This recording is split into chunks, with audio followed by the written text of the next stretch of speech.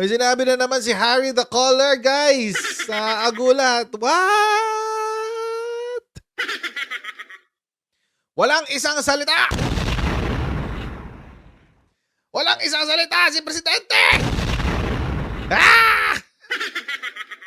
Wala daw isang salita si Presidente, guys. Sabi ni Harry the Caller. Harry Roque. Itong sabi niya, former presidential spokesperson has asked President Ferdinand Marcos to put into writing, ito na naman, ulit-ulit, his vow not to cooperate with the ICC but lambasted the chief executive for failing to keep his word on certain issues. Medyo matigas ang fez natin dito ng konti, guys. Ikaw na yung humihingi ng tulong, no? Di ba? Humihingi ka ng tulong na pakisulat po yung inyong policy na hindi kayo maipagtulungan sa ICC. Pakisulat naman po, kahit hindi kailangan. Pakisulat po. Pero kasi ikaw kasi, pabago-bago ka eh. Ikaw na nga humingi ng pabor. Ikaw pa yung galit. Di ba? Nakakainis. Sinulat niyan kanina sa column niya sa Philippine Star. Pinuntahan ko yan. Actually, pinost pa niya yan sa kanyang Facebook page. Proud na proud pa siya dyan, guys. Yan. Ito yung actual na article. Backpedaling. Backpedaling, mga kutsero, ibig sabihin yan, umaatras ka sa mga nauna mong sinabi. Kaya backpedal. So, actually, itong mga sinulat niya dito, ginawa na niya to ng video. So, panoorin lang natin yung video. Meron daw kasi nagsabi sa kanya, sabi niya, meron daw siyang colleague na nag-comment sa mga sinasabi niya sa Facebook, sa everything, na nakakalalaki na daw. Pero ang sabi niya, the issue has nothing to do with machismo, it has everything to do with preserving our national sovereignty from foreign intrusion. Ano yung gaslight? Panoorin na lang natin yung buong video kasi sabi ko nga kanina, yung video, yung mga sinulat niya dyan is already contained in this video. Okay, game. Play na natin to. Handa na ba kayo mabwisit? Game. Play natin. Okay. Ano po pag-usapan natin ngayon? Well, alam niyo po, hinihingi ko na isulat yung non-cooperation ng Pilipinas sa ICC dahil nga hindi na tayo miyembro at wala ng jurisdiction. Okay. Umalag po si Solicitor General Maynard Guevara dahil ang sabi niya, sapat na raw yung sinabi ni Presidente na paulit-ulit. With all due respects, ang problema po kasi, bumabalentong sa mga importanteng issues si PBBM.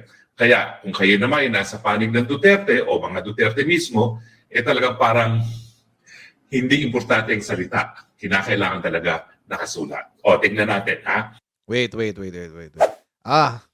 Bago tayo pumunta dyan, as usual, mag-shoutout muna tayo sa mga kaibigan natin sa Sendwave!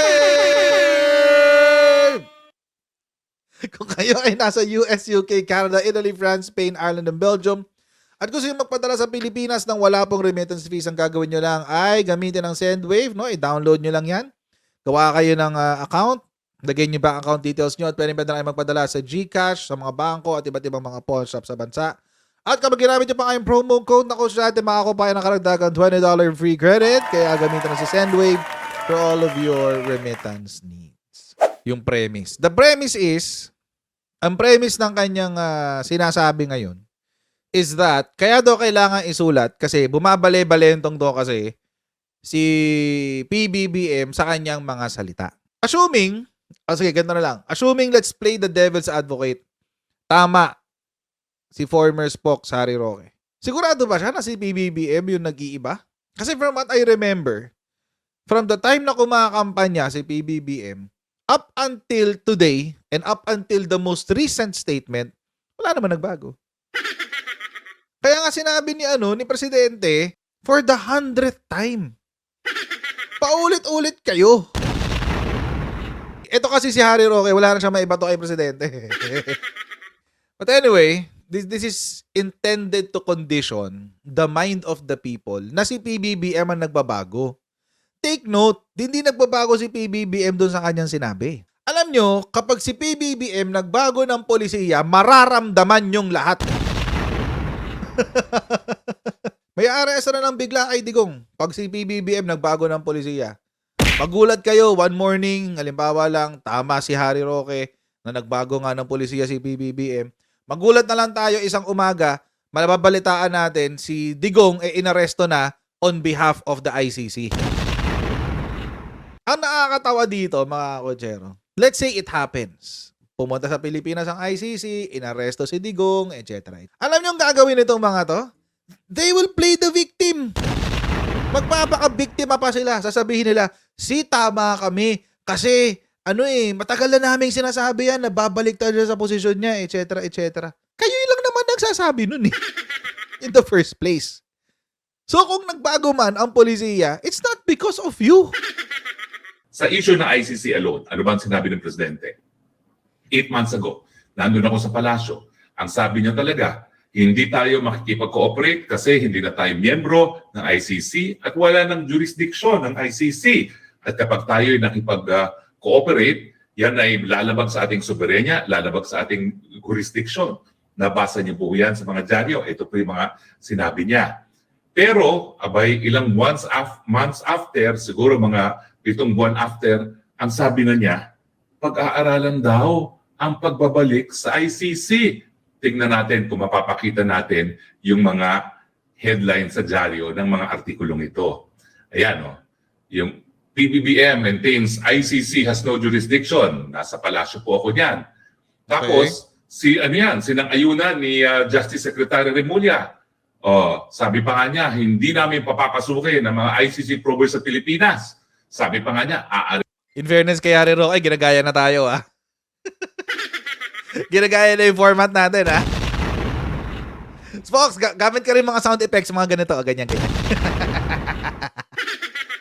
Mga ganyan, no? Gamit ka rin sound effects, mga ganito, Pak! Arestuhin niya. Pero 7 months later, ano sinabi ni PBBM? Rejoining the ICC is now under study. Mas Okay. malala naman ang sinabi ni Justice Secretary Remulla from hindi pa papasukin to papaarestuhin. Ayan. Sabi niya, una, ICC cooperation needs serious. Ito ang problema kapag nakabase ka lang sa headline Wait lang. Kukunin ko yung headline na yan. Naalala ko to Alam ko to Alam ko tong headline na to Kaya PCO talaga kayo, palpak talaga kayo minsan Hindi, madalas pala. Kaya kayo Kasi naaalala ko tong event na to. Dito sinabi ni PBBM, may paglilinaw siya dyan. Ang problema kasi dito sa mga to, ang hilig nilang kumuha sa headline. Kaya yung mga yung mga ibang DDS, mga DBS, ganun lang din mag-isip, hanggang headline lang natatapos, hindi nagbabasa ng laman.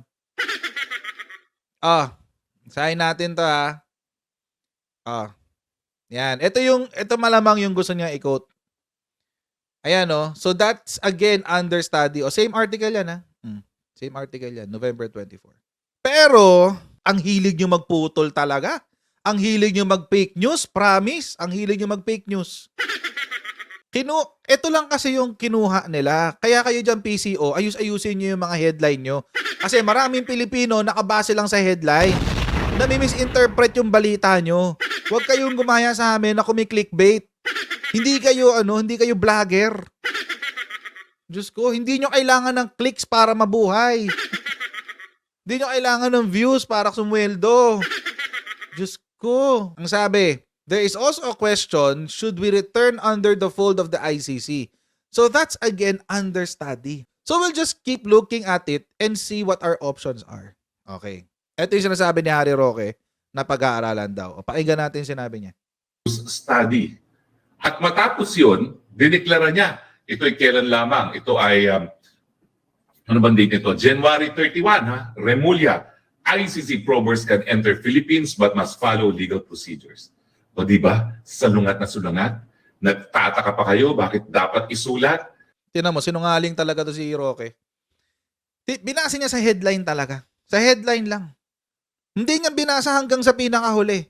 Sabi niya kasi, sabi rin ni Presidente, hindi naman siguro tama na tigalabas, mga dayuhan ang magsasabi sa atin kung sino mag-iimbestigahan ng pulis natin.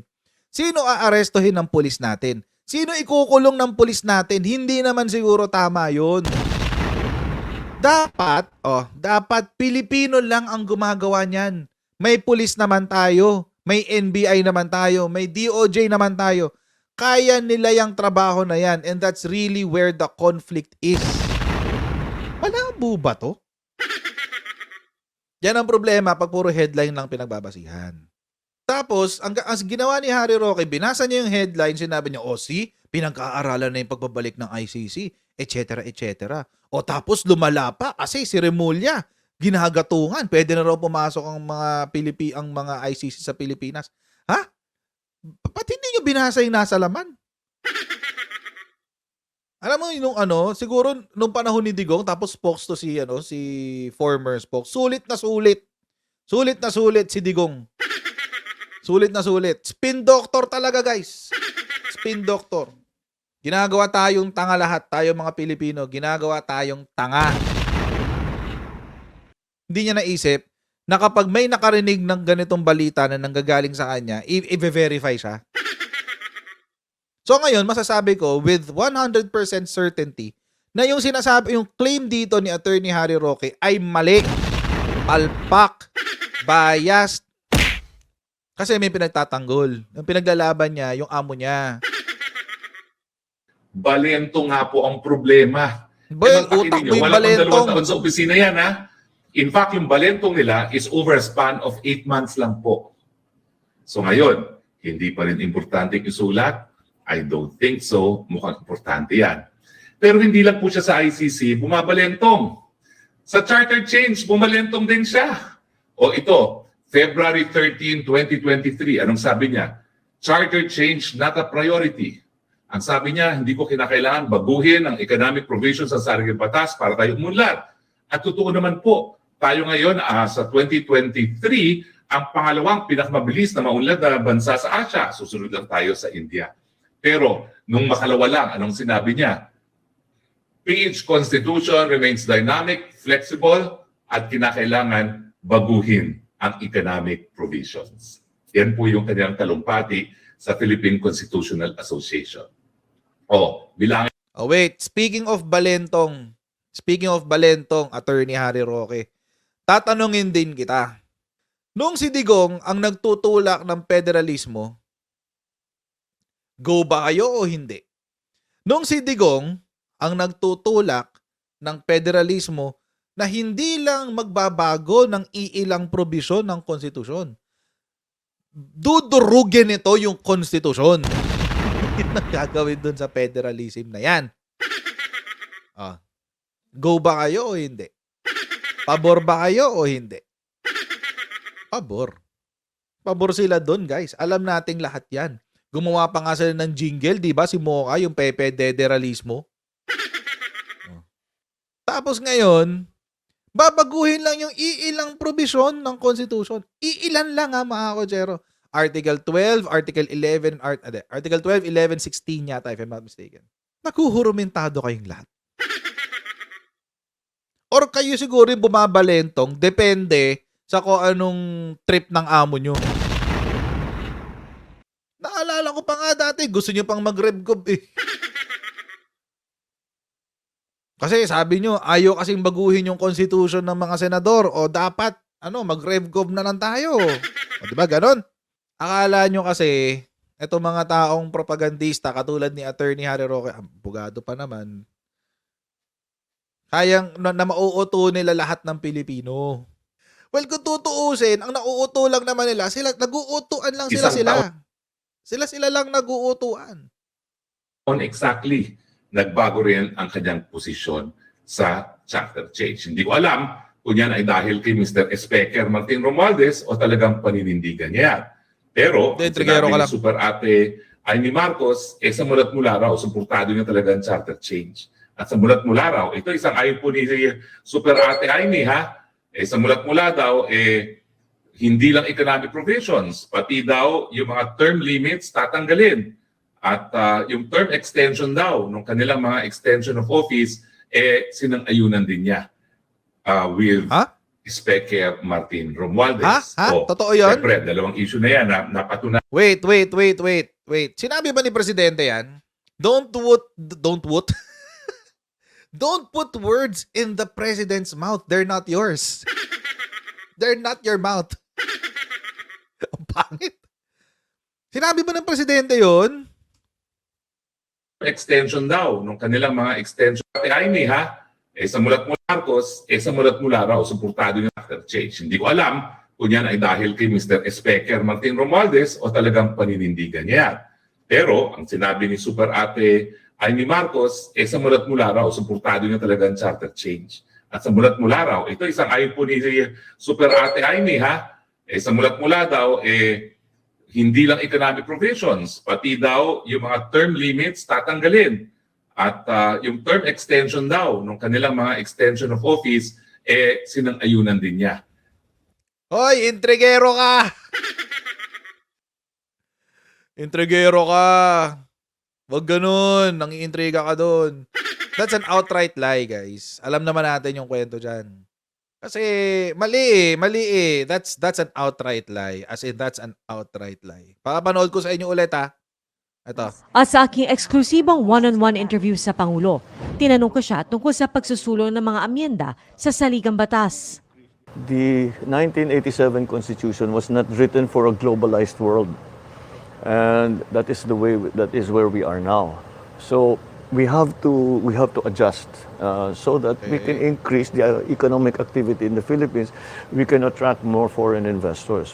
Naniniwala ang Pangulo na makatutulong sa ekonomiya ang pamumuhunan ng mga dayuhan. Pero sa ngayon, nililimitahan ng saligang batas ang foreign ownership sa 40% sa mga public utilities gaya ng kuryente, tubig at public utility vehicles. Meron ding 100% na hindi maaaring mapunta sa kamay ng mga dayuhan gaya ng lupa. Between you and me, yung lupa mahirap masyado yun. I don't think because that will cause disruptions. Yung mga tiga doon, akong feeling ko, I'm sure we will hear from the others but those who have resided in an area over many years, papasok yung mga mayayaman na dayuhan. They will pay big money to buy that land. The value of the land will go up, and the old residents cannot pay for the real estate tax because na-price nawala na sa market nila. So papaalisin natin yung mga yan. I don't think I agree with that. So hindi kayo pabor sa foreign ownership of land? Land hindi. Pero sir, pagdating sa corporation? Corporations, bakit pwede natin pag-usapan except for the critical areas such as power generation, Tama yun. media, Right. all the strategic areas that Water. we cannot allow to be influenced by a foreign entity, be it a corporation or another country. That's what Power generation lang that's what siguro. we have to decide Magawa lang ng ulit. where we draw the line. And how much Tanong ko rin sa Pangulo, hanggang sa economic provision lang ba Ito na. talaga magtatapos ang pag-amyenda sa saligang batas? Sa sagot ng Pangulo, hindi siya sarado sa pag-amyenda ng political provisions, pero hindi sa ngayon. let's be practical. In terms of the term limits, look what has happened. When I'm the mayor for 9 years, hindi na ako makatakbo. So patakbuhin ko yung asawa ko, patakbuhin ko yung anak ko. Ako ngayon ang magiging vice mayor. So wala ring nagbago, di ba? They're still running the show. We have a term in Ilocos, we call them mayor-vice. Because they're the vice mayor, but they're running the administration of the town. So Speaking of mayor vice, ganun din kaya si BP Sara dati nung nung vice mayor niya si Digong. Si Digong. Di ba? Vice mayor niya si Digong dati eh. Ganun din kaya si Sara dati. Ang nasusunod si Digong. Anyway. that's something, but we have to think about that. But I think in the present day, we can have these discussions later on. But for the present day, my concern is the economic provisions. So, and I do not want to confuse the issue any longer. Pero sir, dun sa example niyo kanina, term limit extension, pwedeng maging magandang bagay para sa bayan or Could sa be, could be. constituents. I don't know. What are we trying to achieve, first of all?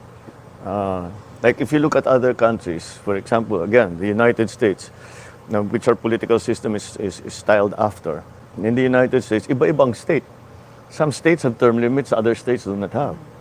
So I don't know how that will translate to our own experience.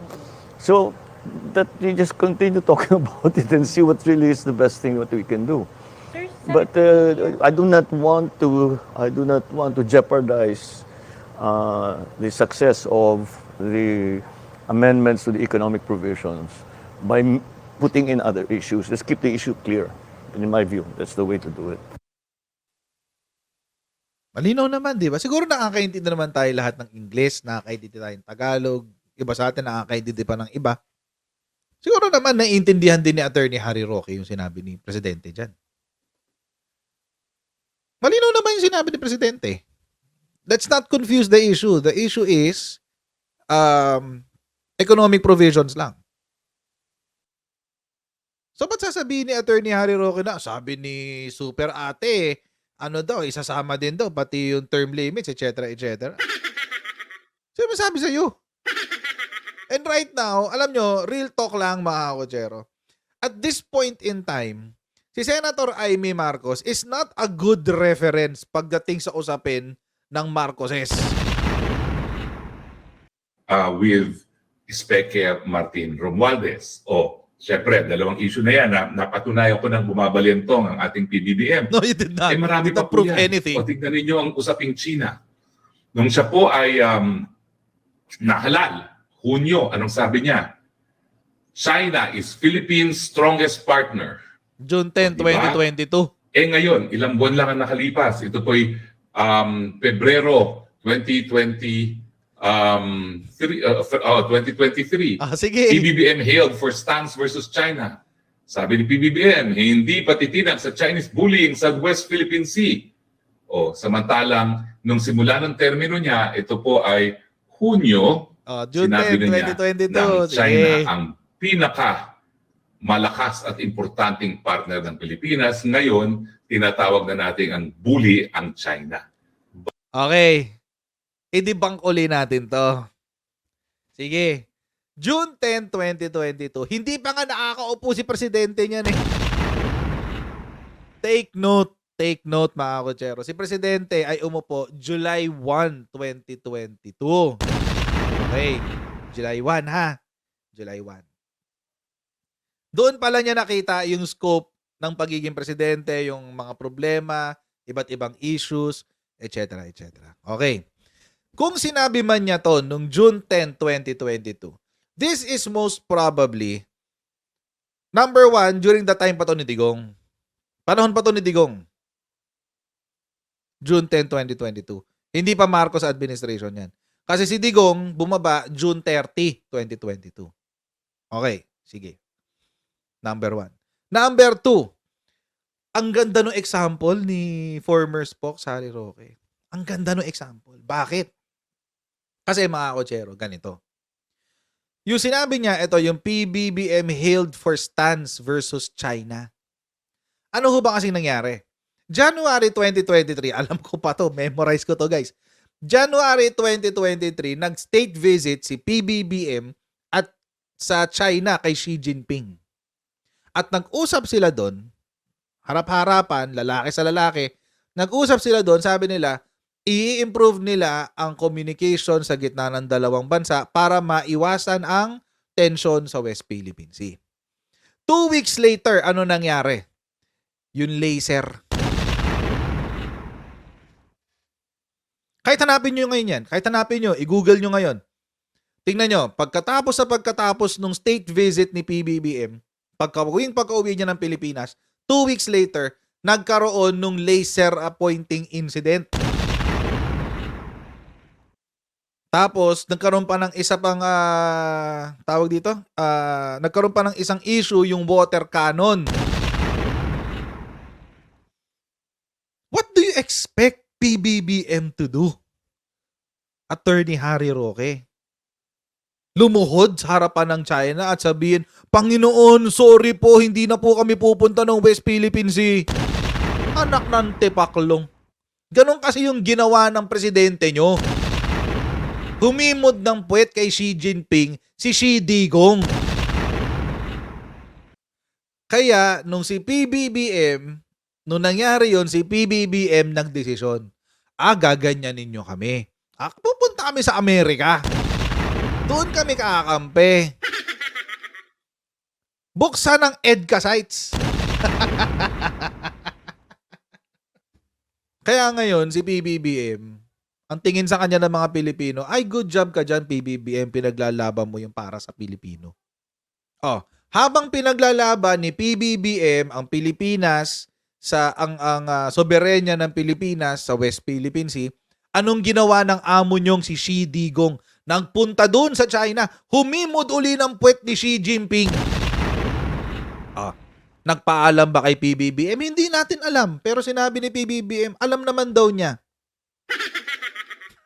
Pero alam niyo, feeling ko hindi. Feeling ko pinagtanggol lang talaga niya si Digong during that time. Sinong hindi magbabago ang isip kung binabalahura ka? Ako nga, binalahura lang ako ng DBS vlogger. Sabi ko, hindi na. Ginaganyan nyo ako. At kukontra na ako kay Digong. Mga loko kayo. Hindi pa personalan yun. Binalahura lang ako online. Paano pa kaya yung militar natin na binabalahura araw-araw dyan sa West Philippine Sea? Tapos sasabihin nyo, si Digong, mahal na mahal niya ang mga sundalo, mahal na mahal. Utot nyo! Tumigil kayo. Anong expression nyo ng pagmamahal? Pinataas nyo yung sahod? Di pagmamahal yun. Tigilan nyo ako. Ganyan ang galawan ng mga absentee father. Wala ako sa tabi mo, bigyan lang kitang pera. Tigilan ako. Tigilan ako. Wag kami. Wag nyo utuin ng mga Pilipino. Wag nyo kaming uutuin. Dahil ang Pilipino ngayon, hindi katulad dati. Yung mga Pilipino dati, tatahimik lang, manonood lang, tatanggapin lang yung mga sinasabi nyo, etc. etc. Ngayon, hindi na. Iko-cross-check na kayo. I-validate na yung mga sinasabi nyo. Hindi na uubra dati yung mga propaganda nyo. Kasi bistado kayo. Alam nyo ang totoo? Hindi BBM budol Duterte budol. Yun ang totoong budol. Binudol tayong lahat. Inuto tayong lahat, ginamit ang social media, ginamit ang impluwensya para utuin tayong lahat.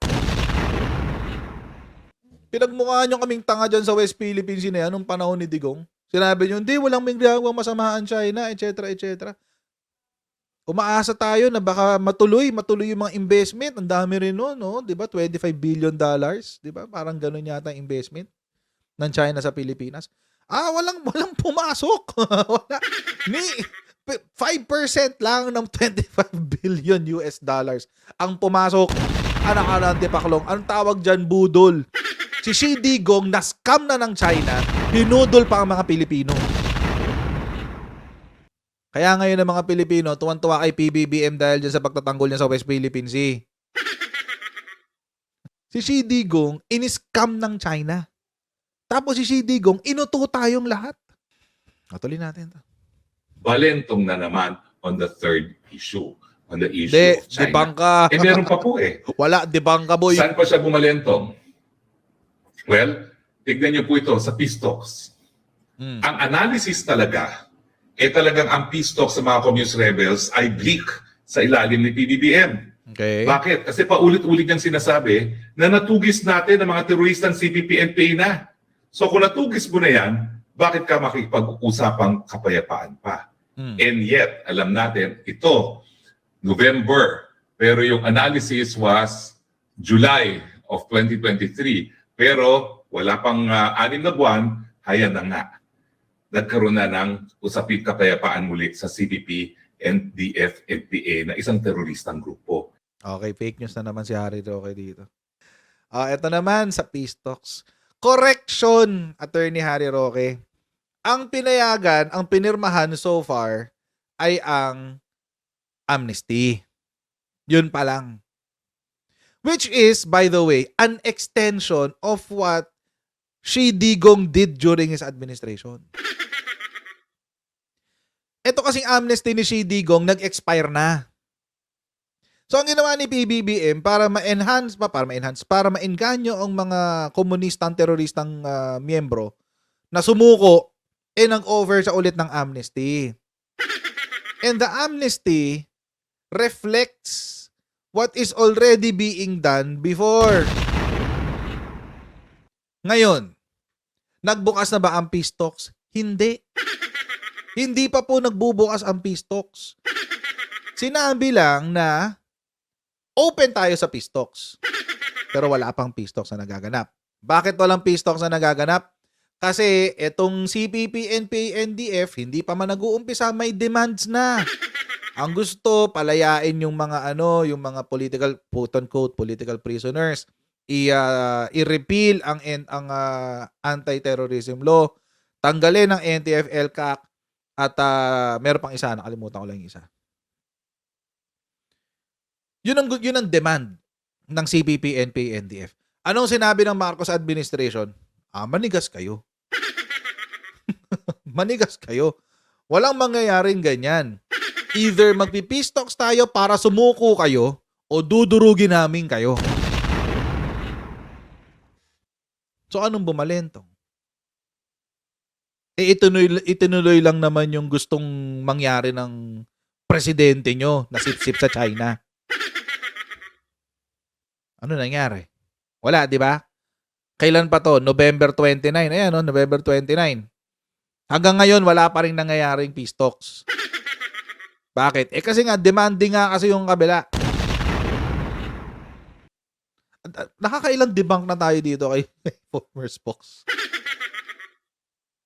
Mantakin ninyo. Isang teroristang grupo na binansagan nating terorista, makikipag-peace talks tayo. Hello! Hello, may localized peace talks.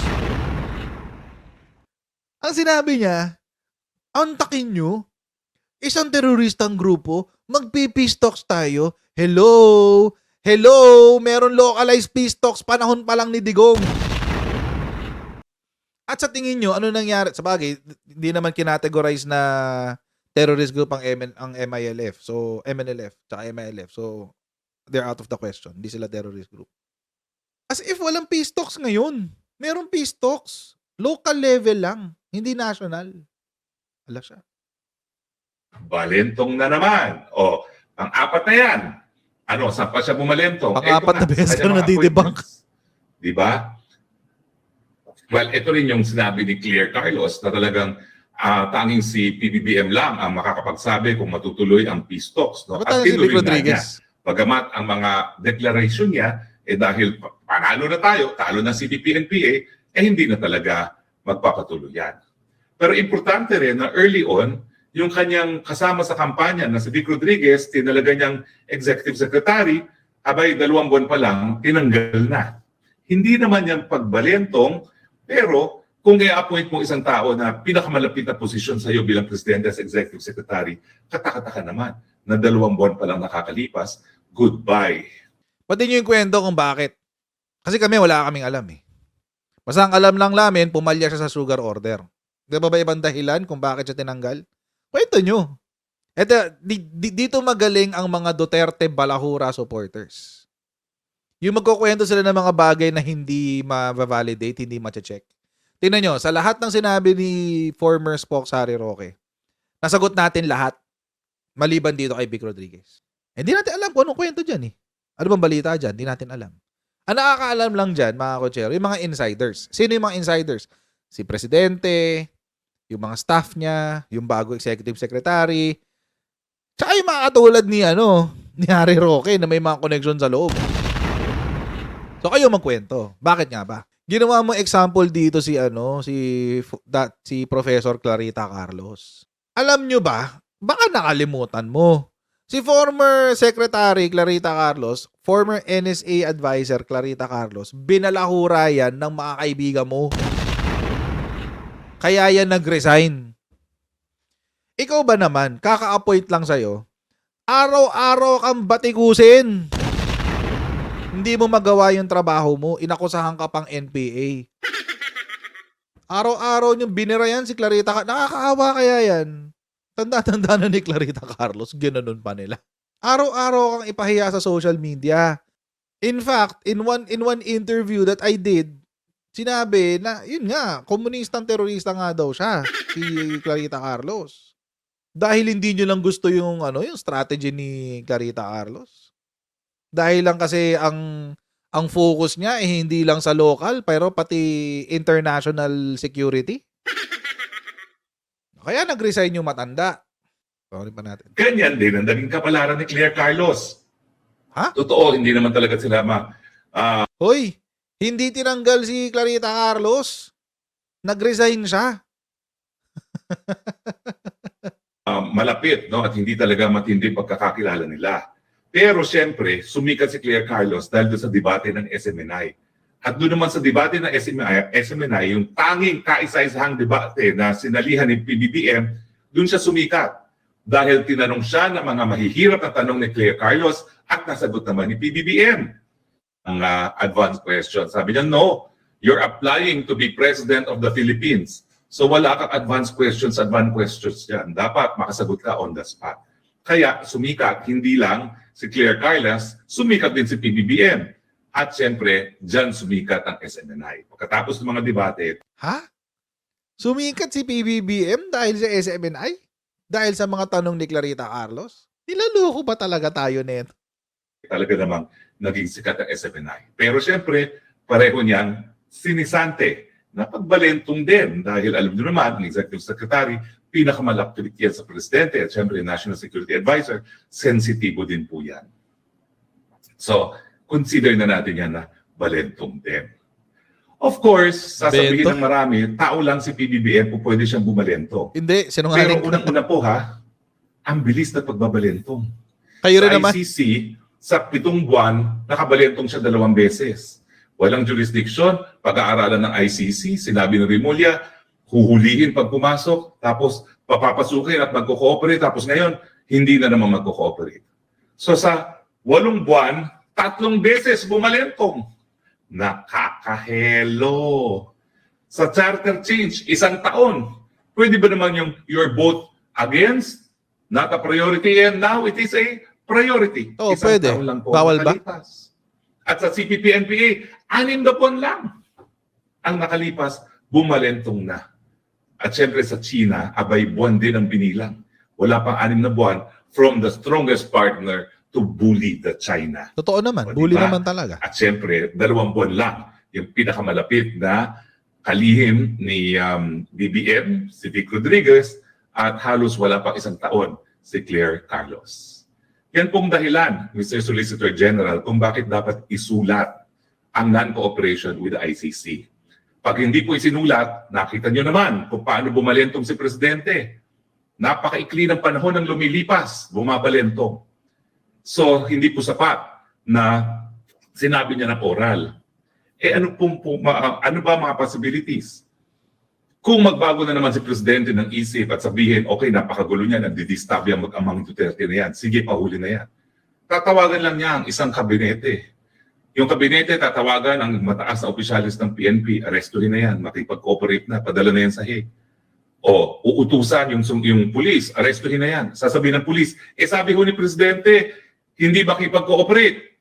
Sasabihin naman ng mataas na opisyalis, nagbago na ang instruction ni Presidente. Yan po mangyayari pag hindi nakasulat. Agree ba kayo o disagree? Oh, see? Sabi ko sa inyo inaaning nila yung sarili nila Pero alam nyo mga kotsero, ito yung sa akin. Let's say, assuming, let's play the devil's advocate, na si PBBM nagbago ang isip, sabihin natin, I don't think he will, pero ngayon maikipagtulungan na tayo sa ICC. Okay. Arrestin nyo na. Kunin nyo na. It's not a big deal. Kayo lang naman may big deal dyan kasi kayo yung himod puwet. Kayo yung himod puwet Big deal sa inyo. Siyempre kayo, mag-iingay kayo. Diba? Okay lang yun, naiintindihan namin yun. Kasi yung mga loyalista, ginawa rin yan noong 1986. So, naiintindihan namin kayo. Gets namin yung feelings nyo. But ang pinagkaiba ni Apola kay Digong, si Xi Digong, mas mahal ang China kaysa Pilipinas. Si Apo Lakay, mas minahal ang Pilipinas kahit kanino pang bansa. Si Apo Lakay, pinprioritize ang Pilipino. Si Shea Digong hindi. So hindi nyo makukuha yung hindi kayo aabot sa level nung klase ng commitment na meron ng mga loyalista kay Apo Lakay. Kasi magkaiba si Apo Lakay at si Shea Digong. Pero alam nyo ang gusto nilang gawin dito kay PBBM. Gusto nila itali yung kamay ni PBBM. Ba't kayo masusunod? Kayo ba yung presidente? As if si Digong hindi nagbago-bagong isip during his term. Di ba ang dami nga niyang backpedal ng ginawa? Mas lalo nung pandemic, ang dami niyang backpedal ng ginawa. Laban bawi siya sa napakaraming issues. Bakit yung dinidiktahan yung presidente sa kung ano yung magiging polisiya niya? Yun ang hindi ko naiintindihan. At bakit kailangan kayo yung masunod? Bakit hindi masunod yung gusto ng taong bayan? Kasi alam nyo, mga kotsero, they do this all the time. Yung mga Duterte supporters, mga DDS. Kasi merong DDS, merong DBS. Yung mga DBS, yung mga balahura supporters. Yung mga DDS, yung mga medyo maayos naman. Mga madaling kausap, nakakausap mo na medyo utak sa utak. Yung mga ganun, mga DDS. Pero mga DDS, pag nagsasalita sila, lagi nilang dinadamay yung buong bansa as if buong bansa ang nakikisama sa kanila. No, it's not. It's not. Tulad dito, hindi naman kami nakikisama sa inyo eh. Kaya ilan yung nanggugulo eh. Diba? At kung itutuloy nyo sa February 25, magkakaalaman ulit tayo. Kung gaano kayo karami. For people power to happen, you got to have the people. The people is a prerequisite. Kaya ka people power.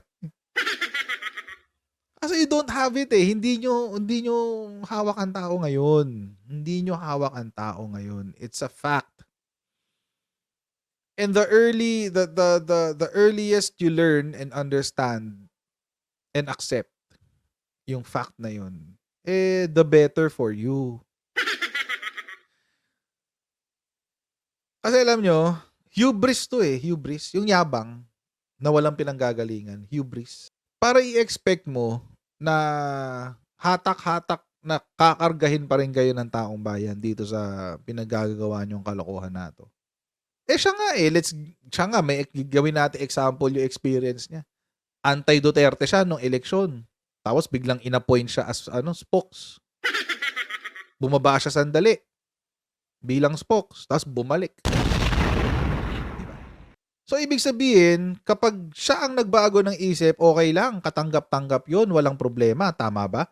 Pag yung mga DBS ang nagsabi na dati Bongbong Marcos kami, di ba nung panahon ng kampanya, lahat sila, Bongbong kami, Bongbong Sara tayo, etc. etc. Tapos, nung hindi nyo nakuha yung mga gusto nyo, nagbago ang isip nyo, anti-Marcos na kayong lahat. Pero okay lang yun. Ganun ba yun? Ganun ba? Tapos, nung nagka-fake news na kayo, napapahiya na ang mga Duterte, balahura, vloggers, ano nangyayari? O sila na nag-away. O, tama pa rin kayo? Kayo pa rin na may kredibilidad? Hindi pwedeng ganun. Ngayon, kung gusto nyong panindigan yan, yung propaganda nyo dyan kay Digong, alam nyo, I don't think you have the Filipino masses on your side. Hindi nyo karga ang mamamayang Pilipino dyan. At hindi kayo kakargahin ng mamamayang Pilipino. Alam nyo kung bakit? We have bigger things to worry about. Mas marami kaming problema kaysa dyan sa pag-aresto kay Digong. Real talk yan. Isipin namin paano kami kikita sa mga negosyo, sa mga trabaho, sa mga sideline. Iniisip namin yan. Problema namin yan araw-araw. Iniisip namin kung paano namin mapapakain yung mga anak namin, paano kami makakapag-provide sa tahanan namin, paano namin mapapanatili na meron kaming bahay na matitirhan, paano namin mapapanatili na meron kaming kuryente, meron kaming tubig, merong pang tuition sa mga bata. Yan ang problema namin. Wala kaming pake kung arestuhin si Digong ng ICC o hindi. Ang pakialam namin, paano kayo mabubuhay sa 7 araw na ginawa ng Diyos. So, keber kami. Keber. Wala kaming pake. Kayo lang ang may interest dyan. Bakit? Kasi kailangan nyo si Digong. Kailangan nyo siya para sa propaganda nyo. Kailangan nyo siya para mapanatili kayo sa kapangyarihan. Kailangan nyo siya para makabalik kayo sa kapangyarihan. So kayo ang may problema. Huwag nyong ipasa sa amin ang problema nyo. Problema nyo yan eh. Yan ang katotohanan dyan. Kaya nga yung mga katulad ni Attorney Harry Roque, gusto nila ipaalala sa atin palagi na merong injustice na nagaganap. Bakit? Gusto kasi nila makialam tayo doon, maging involved tayo doon sa quote-unquote injustice na yun. When in fact, it's irrelevant sa pang-araw-araw na buhay natin.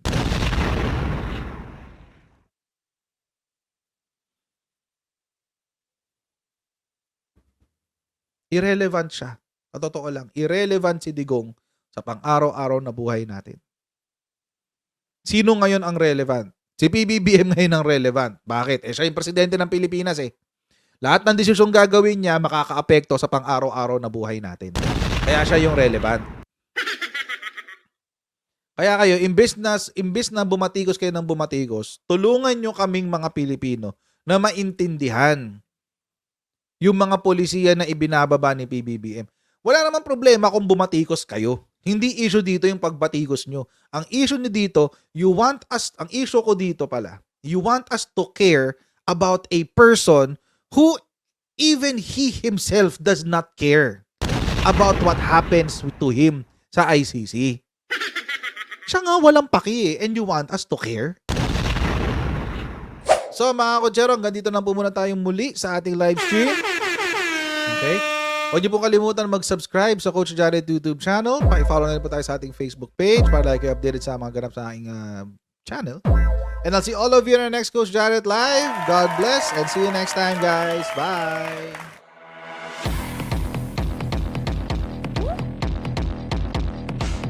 Huwag ganun. Huwag natin gawing tanga mga Pilipino. Mas maganda kasi nasa lugar ka ng tama kaysa yung pinipilit mo yung pagkakamali.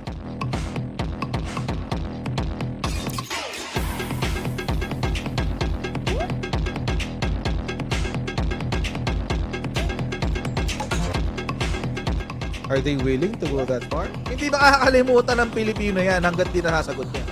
Sino ngayon nagsasabi ng totoo?